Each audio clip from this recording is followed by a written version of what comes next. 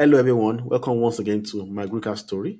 On this channel, we talk about EB2-NIW, EB3, EB1A, and every other employment-based visa. On today's episode, I'll be talking with Mr. Niyi. Basically, be talking about this adjustment of status process. So, in the previous episode, Mr. Niyi spoke to us or discussed about his petition for EB2-NIW. This episode is a continuation of his EB2-NIW process. Welcome once again, Mr. Niyi, to my green card story. Thank you. Okay, so for those that did not watch your the first interview, can you introduce yourself one more time? Yeah, my name is Niyi. I just like many of you, I came to the United States on F1 visa. I am here today to discuss, how a part of my journey in the United States has gone, especially vis-a-vis my journey for EB2-NIW application. And I'm pretty excited to be here today to talk about that. By profession, I am a geologist or geophysicist turned computer scientist.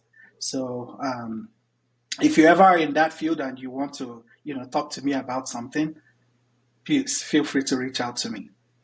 Okay, that's awesome.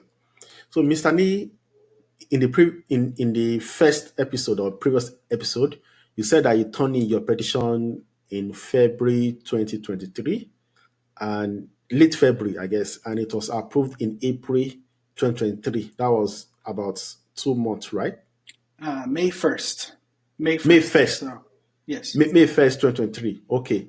Now let's talk about your adjustment of status. So what was the prior date current as at May 1st, 2023? And if yes, did you turn in your adjustment of status document straight away?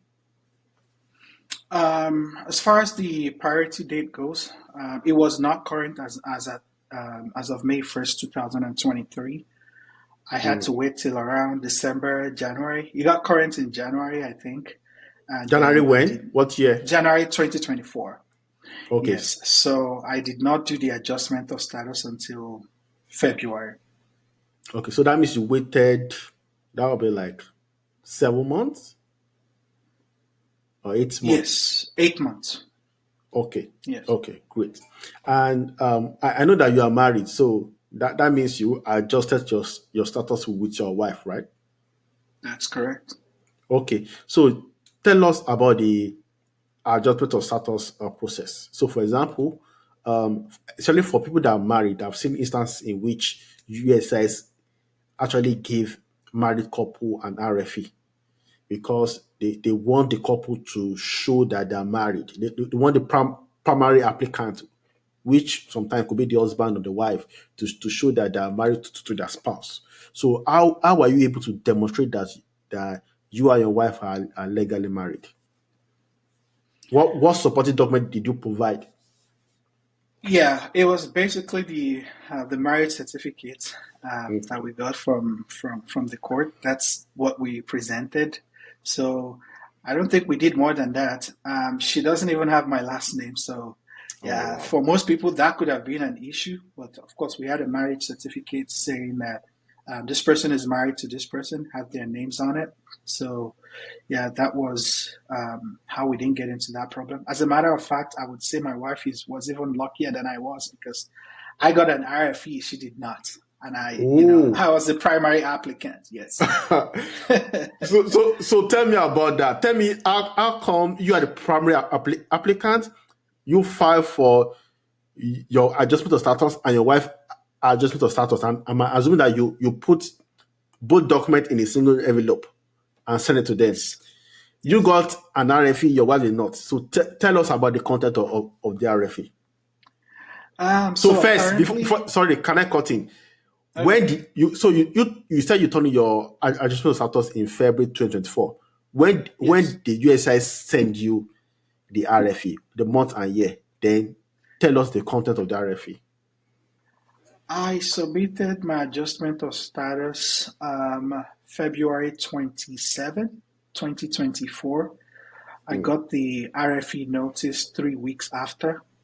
Okay. And yes, it was basically about some birth certificate. So the Oh, birth okay. certificate that I, attached to my application was not from National Population Commission. So this is something for you guys out there.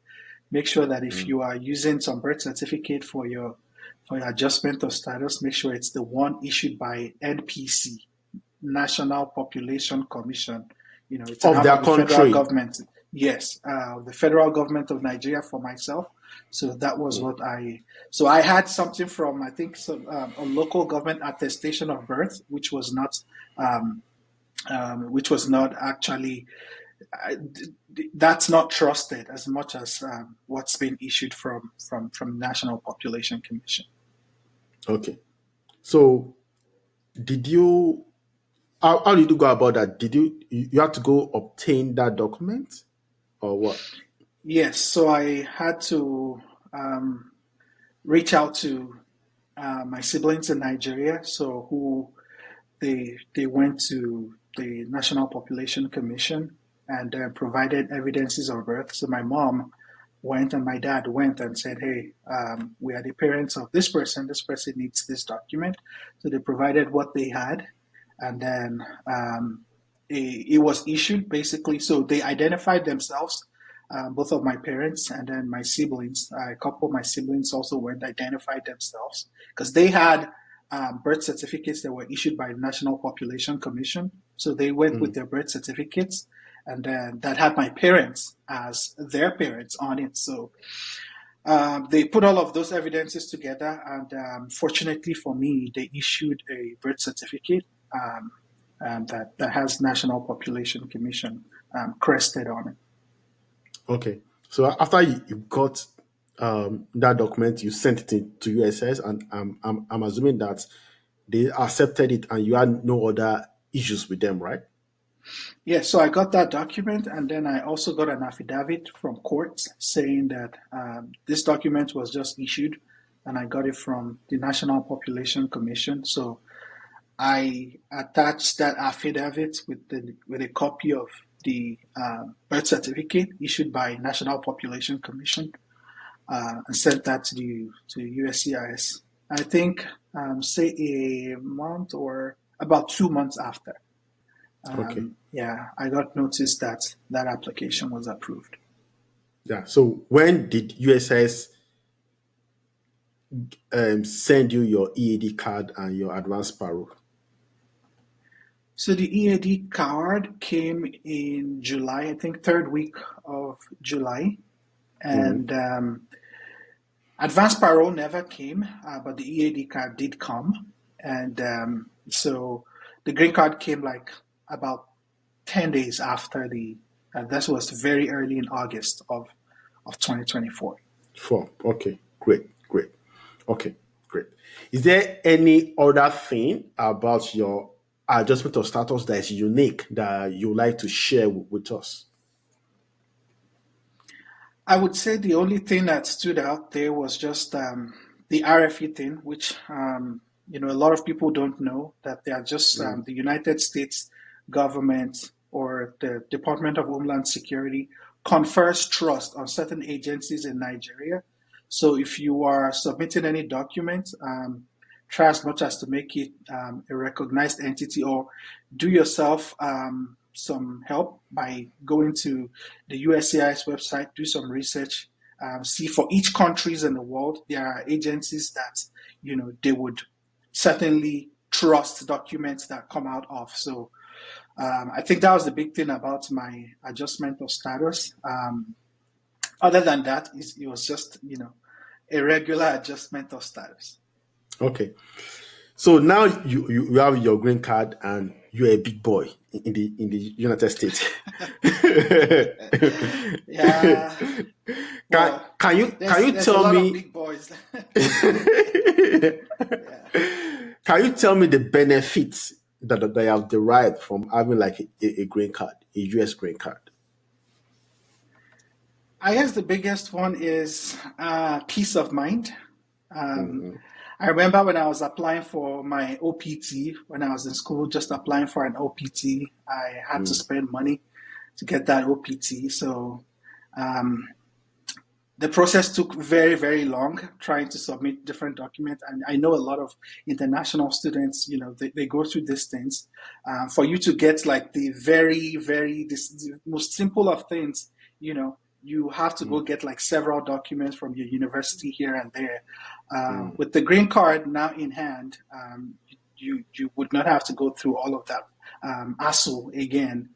Um, I remember going to get my driver's license. Usually, the driver's license that I've had, I think I've had about maybe five Wow. over the years, because at some point it was 2 years validity, but later on they made it 1 year. So when I got my green card, and I was now eligible in the state of Texas to get a driver's license with an 8 year validity. So Ooh, wow. not the 1 year one, and it did not Mm. carry limited term Yeah. like the previous ones did. So that's like one of the very big things.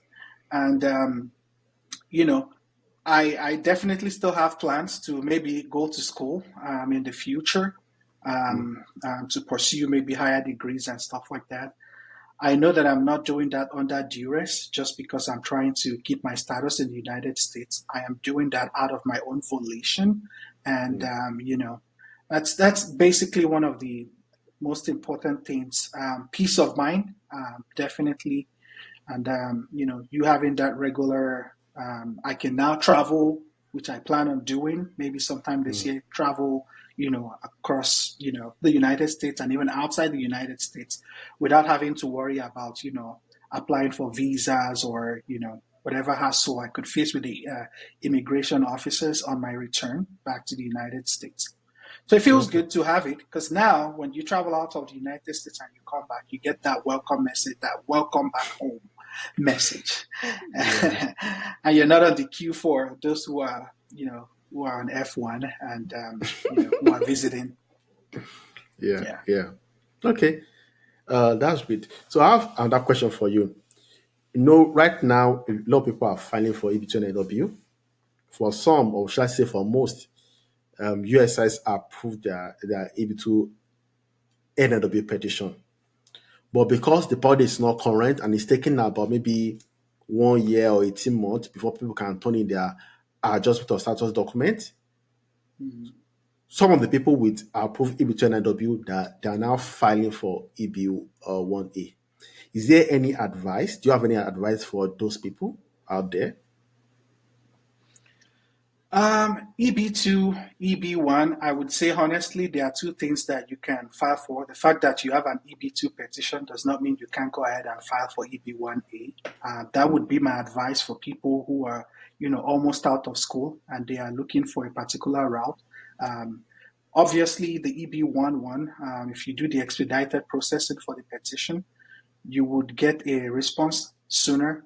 And then I think it's always current. So that one, looking about the turnaround time, that one might be one thing you want to consider. Hopefully, you have everything it takes to get approved for that one. So I would advise people if you think you have what it takes when you apply for an EB2, even though, well, I would say it's if you have the financial means, if you have the wherewithal, of course, go ahead and do the EB1A on top of the EB2. But if you don't, you still have some advantage when you apply, when you petition and your petition gets approved. You can always, apply for the work authorization. That's the EAD card, even before your priority date is current, and still you know, get to have a work authorization document prior to when your adjustment of status, you are deemed current to adjust status.